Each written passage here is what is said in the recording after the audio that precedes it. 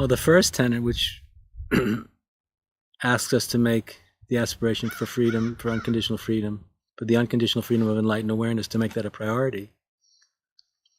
If we genuinely make the unconditional freedom of enlightened awareness an absolute priority, if we put it first and foremost before anything and everything else, then our attention will always be focused deeper. Then our attention at some level will always be focused deeper than anything that we could call relative. So it means that our inner gaze is focusing on that which is ungraspable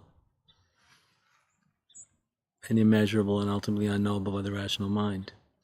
So that kind of perpetual focus loosens the grip, if we're 200% behind it, of the appearance of the absolute appearance of relative existence. The second tenet, which asks us to take unconditional responsibility for ourselves,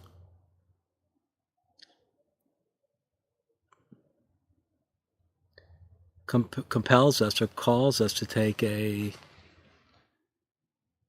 an uncompromising and absolute position in relationship to every aspect of our personal experience, which is a heroic aspiration. And if we're able to do it for real, we'll stop looking backwards and forwards, outside of and away from our own self. And in that context, everyone else disappears and there's only us, including our small self and all of its conflicts and divisions and wounds. They become all of the small selves. Complexity becomes contextualized within an absolute context. And that helps enormously to illuminate the immediacy of what the Buddha called the uncreated. Then the third tenet, which asks us to pay attention as if our life depended on it, to face everything and avoid nothing, without conditions. Practicing that depth of mindful awareness with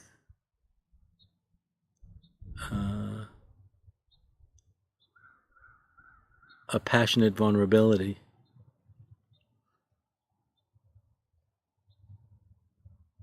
That passion and that vulnerability, under the gaze of a focused intensity,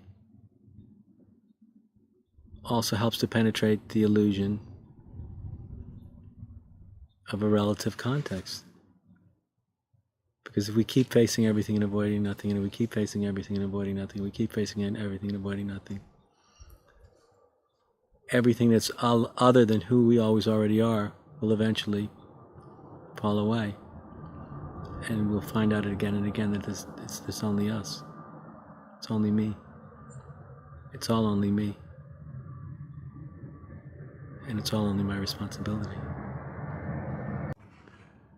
The fourth tenet, which is called the process perspective, compels us to look at every aspect of our own experience and all of reality from the perspective of a 14 billion year process that had a beginning 14 billion years ago, and that has been in progress, and that has been progressing and becoming more and more complex ever since. So when we begin to see the reality of our own felt experience, of emotions and thoughts and opinions and perspectives, and worldviews, and spiritual feelings, and higher states of consciousness, and experiences of illumination and oneness, all as a product of an evolutionary process, it begins to dawn on us that we are that process. We are the process itself, bearing witness to itself. So once again, all these tenets bring us back to the fact that there's only one and not two, and that's who. We always really are. And finally, the fifth tenet, which is called cosmic conscience, awakens us to the fact that our own spiritual aspirations, our highest aspirations to become an enlightened person, were really never about us. It was never about our own awakening. It was never about our own enlightenment. It was never about our own feeling better or feeling free. What we come to realize is that the universe is trying to awaken through us, that the energy and intelligence that created the universe and is creating the universe has been trying to awaken through us, that the spiritual emotions we feel that compel us towards consciousness, they compel us to do whatever we need to do to become more conscious, are not coming from the small self. They're coming from the source of the universe itself, which is trying to become conscious through us. Through complex human consciousness, the universe is trying to develop and grow at the most subtle and profound level, the level of consciousness itself. So when we realize that this has never been about us and it's really about the evolution of the interior of the cosmos,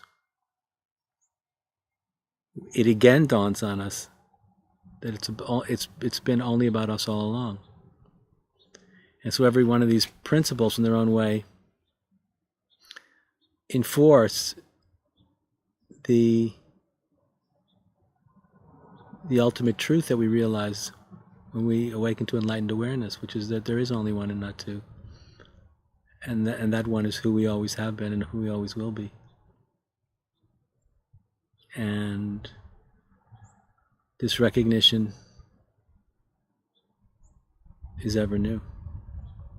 The profundity, the liberating profundity of it is ever new.